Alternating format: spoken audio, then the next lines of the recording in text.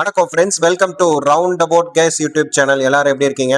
நல்லா இருக்கீங்களா? ஒவ்வொரு நாளும் ஒவ்வொரு கோயிலை பத்தி டீட்டெயிலா இந்த சேனல்ல பார்த்துட்டு வரோம். இன்னைக்கு நம்ம பார்க்க போற திருக்கோவில் விழுப்புரம் மாவட்டம் மேல்மலையனூரில் அமைந்துள்ள அங்காளம்மன் திருக்கோவில். இந்த கோயிலை பத்தி டீட்டெயிலா தெரிஞ்சுக்கலாமா? விழுப்புரம் மாவட்டம் மேல்மலையனூரில் பிரசித்தி பெற்ற அங்காளம்மன் கோவில் உள்ளது. இந்த கோவிலுக்கு தினமும் ஆயிரக்கணக்கான பக்தர்கள் வருகின்றனர். அமாவாசை அன்று லட்சக்கணக்கான பக்தர்களும், ஆடி மாதம் வெள்ளி மற்றும் ஞாயிற்றுக்கிழமைகளில் லட்சக்கணக்கிலும் பக்தர்கள் வந்து அம்மனை தரிசனம் செய்கின்றனர். கிருத்தயுகம், கிரேதாயுகம், துவாபர யுகம், கலியுகம் என்ற 4 யுகங்களுக்கு முன்பு மணி யுகம் ஒன்று இருந்ததாகவும், இந்த யுகத்தில் சிவபெருமானுக்கும் பிரம்மனுக்கும் தலா 5 தலைகள் இருந்ததாகவும் தலபுராணம் கூறுகிறது. தனக்கும் 5 தலைகள் இருப்பதாகவும், சிவபெருமானுக்கு சமமான வரங்களை தான் அளிப்பதாகவும் பிரம்மனுக்கு ஆணவம் அதிகமாயிற்று. இந்த ஆணவத்தை அகற்ற பார்வதி நினைக்கிறாள். அதன்படி பிரம்மன் வரும்போது நாதா என்று அழைக்கிறாள். அதற்கு பிரம்மன் அனைத்தும் உணர்ந்த பார்வதிக்கு தன் கணவர் யார் என்று தெரியவில்லையோ என சிரிக்கிறார். பார்வதி சிவபெருமானிடம் பிரம்மனின் ஆணவத்தை போக்க அவரின் 5 தலைகளில் ஒரு தலையை கிள்ளி எடுத்து விட வேண்டும் என்று கூறுகிறாள். அதன்படி சிவபெருமான் பிரம்மனை அழைத்து கண்டித்தார். இருவருக்கும் இடையே வாக்குவாதம் ஏற்படுகிறது. முடிவில் சிவபெருமான் கோபத்துடன் பிரம்மாவின் 5 தலைகளில் ஒரு தலையை கிள்ளி எடுத்து விடுகிறார். வலியால் துடித்த பிரம்மன் சிவபெருமானை பார்த்து, கிள்ளிய தலை உன் கையிலேயே ஒட்டி கொள்ளட்டும். உனக்கு வழங்கும் உணவை அந்த தலையே சாப்பிட்டு விடும். நீ பித்தனாக அலைவாய் என்று சாபமிட்டு விடுகிறார். தன் கணவரின் இந்த நிலைக்கு காரணமான பார்வதியை பார்த்து, நீ உன் அழகை இழந்து வயதான கிழவியாய் மாறி கொக்கிரகை தலையில் சூடி கந்தல் ஆடையை அணிந்து அலைந்து திரிவாய் என்று சரஸ்வதி சாபமிட்டு விடுகிறாள். பிரம்மன், சரஸ்வதி ஆகியோரின் சாபப்படி சிவபெருமானும் பார்வதியும் பல இடங்களில் அலைந்து திரிகின்றனர். பார்வதி இறுதியில் திருவண்ணாமலை சென்று அடைகிறாள். அங்குள்ள குளத்தில் உள்ள தீர்த்தத்தில் மூழ்கியவுடன் பார்வதியின் வயதான தோற்றம் மறைந்து பழைய உருவத்தை அடைகிறாள்.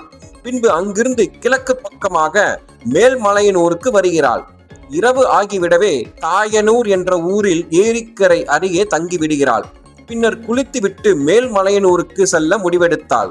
குளிக்கப் போகும் முன்பு தனது ஆரத்தை கழற்றி வைத்தார். அந்த ஆரம் ஒரு பெண்ணாக மாறி பார்வதியை வணங்கியது.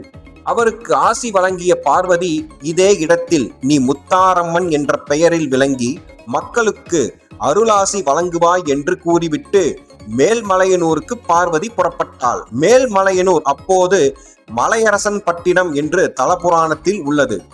மலையரசன் பட்டினத்தில் மலையரசன் என்ற அரசன் ஆட்சி செய்து வந்து கொண்டிருந்தான். அவனுடைய பூங்காவனத்தில் புற்றாய் பார்வதி வீற்றிருந்தாள். அங்கு காவலாளியாக மீனவ குலத்தைச் சேர்ந்தவர்கள் இருந்துள்ளனர். திடீரென உருவான புற்றுக்கு அந்த மீனவர்கள் மஞ்சள் குங்குமம் வைத்து புடவை சாற்றி தீபமேற்றி வழிபட்டு வருகின்றனர். இந்த விஷயம் மன்னனின் காதுக்கு எட்டுகிறது. அந்த புற்றை இடித்து அப்புறப்படுத்துமாறு கூறுகிறார். மீனவர்கள் எவ்வளவோ தடுத்தும் கேட்காமல் புற்றை இடிக்க கடப்பாறை ஓங்கியவுடன் பூதகணங்கள் உருவாகி அங்கிருந்தவர்களை மறையச் செய்து விடுகின்றன. இதனால் அதிர்ச்சி அடைந்த மலையரசன் தன் தவறை மன்னிக்குமாறு அந்த புற்றின் கீழ் மண்டியிட்டு வணங்கினான். அதிலிருந்து பூங்காவனத்தம்மனாக பார்வதி தோன்றி, ஈசனின் சாபத்தை போக்கவே நான் இங்கு வந்து தங்கி இருக்கிறேன். என்னை நம்பி வணங்குவோருக்கு வேண்டிய வரங்களை அளிப்பேன் என்று கூறி மன்னனுக்கு ஆசி வழங்கி மறைந்தாள். அன்றில் இருந்து இன்று வரை மீனவ பரம்பரையைச் சேர்ந்தவர்களே இந்த கோவிலில் பூஜை செய்து வருகின்றனர். பார்வதி மலையரசன் பட்டினத்தில் புற்றாக இருக்கிறாள். தாங்கள் அங்கு சென்றால் பாப விமோச்சனம் கிடைக்கும் என சிவபெருமானிடம் மகாவிஷ்ணு கூறுகிறார்.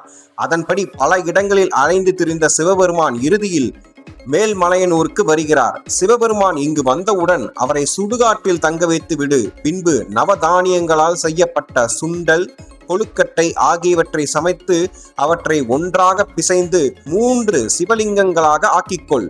முதல் கவலத்தை சிவபெருமான் கையில் உள்ள திருவோட்டில் போடு. அதை பிரம்மனின் தலை சாப்பிடட்டும்.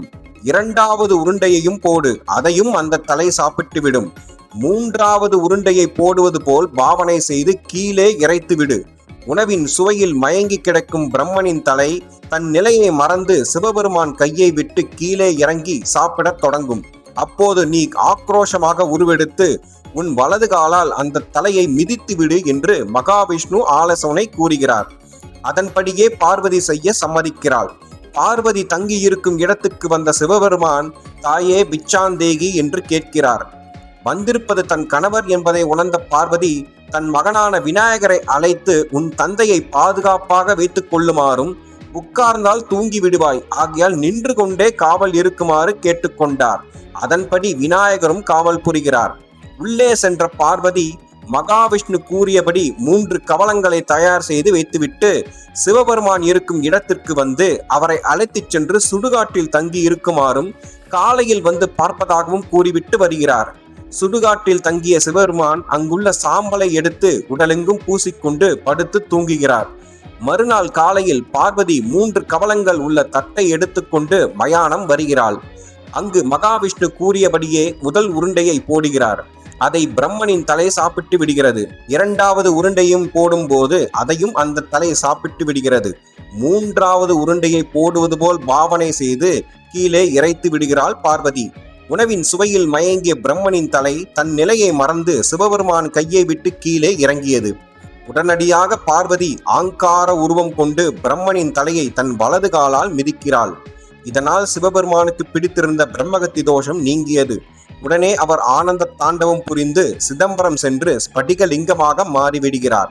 சிவபெருமான் ஆனந்த தாண்டவம் புரிந்ததால் சிவபெருமானுக்கு தாண்டேஸ்வரர் என்றும், ஆங்காரம் உருவம் கொண்டதால் பார்வதிக்கு அங்காளம்மன் என்றும் ஆனந்தாயி என்றும் பெயர் பெற்றாள். அம்மனின் கோபத்தை தணிக்க தேவர்கள் முயன்றனர், ஆனால் முடியவில்லை.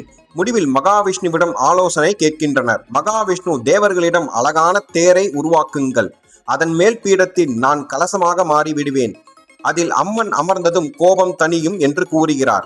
அதன்படி 4 வேதங்களும் சக்கரங்களாகவும், தேவர்கள் ஒரு சிலர் தேரின் கால்களாகவும், ஆகாயம் தேர் சிலைகளாகவும், மகாவிஷ்ணு தேரின் மீது உச்சியில் கலசமாகவும் மாறி அழகான தேர் பூங்காவனத்தின் எதிரே நின்றது.